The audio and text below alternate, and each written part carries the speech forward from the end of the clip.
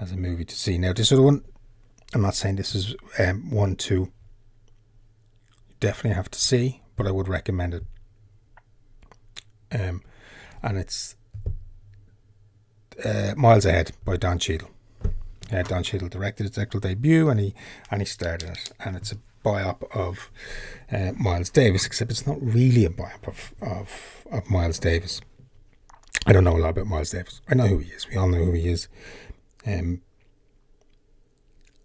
what I sometimes do in films like this, and I did it in this, when I get into the film and I get the rhythm and I'm enjoying it, like 10 or 15 minutes in, when I can just sense it, I can just take a break here, and I'll Google it and just see how real or close the film is.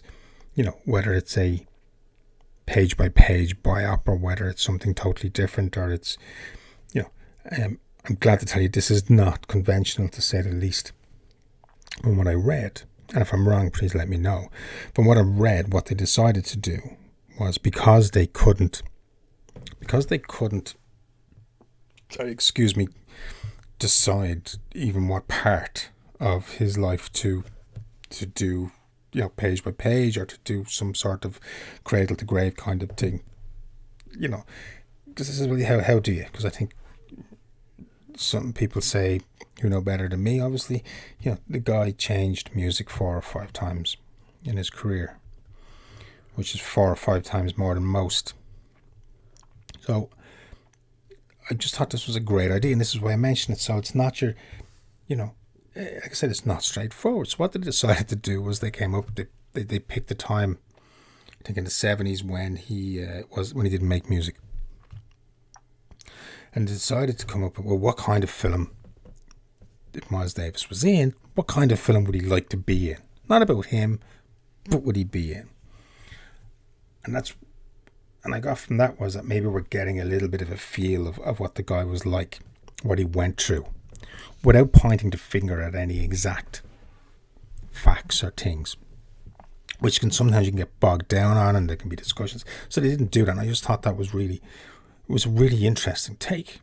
And what it led to was this kind of chase movie, nearly, where we get the kind of, possibly we get an insight maybe into the kind of tortured genius that the guy was. And that's, and that's something that I think we can say goes hand in hand, is tortured and genius.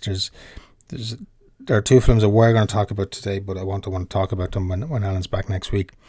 And in it, it's the 2 documentaries actually. And one of the guys in it, he says, happy people don't do great things, and it's, it's true to a certain point. Like. And there is a kind of a difference between this and obviously The Notebook, because in The Notebook, there's a line in The Notebook, I don't know if it's from the book as well or not, where he says, "I'm nothing special. I'm just a common man with common thoughts and common life. My name will soon be forgotten, blah, blah, but in one respect, I succeed as gloriously as anyone who's ever lived, and that's to love another with all my heart and soul." Okay, and to me, this has always been enough. Something along those lines. And whereas tortured genius as well, that's not enough for them, because that's what they are. They're tortured genius. There's more in them, and that's something else I think that this film may be trying to get across, that whole idea, because that's what the chase. What he's doing, he's chasing his music. He's chasing, well, who's going to be the person who defines me? It should be me, and I think that's something we can all sort of relate to on some level. Definitely not on the level of Miles Davis, but on our own level in life, about who defines us and what we are, and that kind of thing. So within that kind of chase story,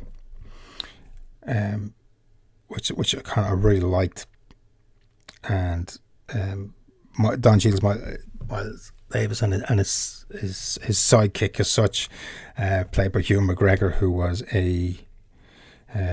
obviously this isn't real, so he's just a reporter for Rolling Stone. That's it, Rolling Stone. But it's not a real one, it's just a made up. But I kind of wonder how much of that story, maybe some similar things happened. But like I said, it was a great story, and I was just kept me very entertained. And but during it, I had flashbacks. I think back probably to the 60s, in relation to his wife, Frances. That's it, Frances, and he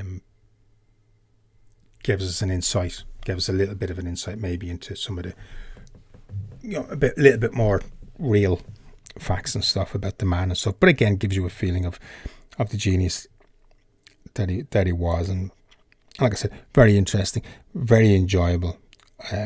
There's a lovely line in it. I don't know if he actually said it, but I hope he did, where he was being interviewed and he was asked, you haven't made music in 5 years, and his reply eventually was, I had nothing to say. Kind of, when I heard that, I kind of wished more musicians and singers had that attitude, especially lately.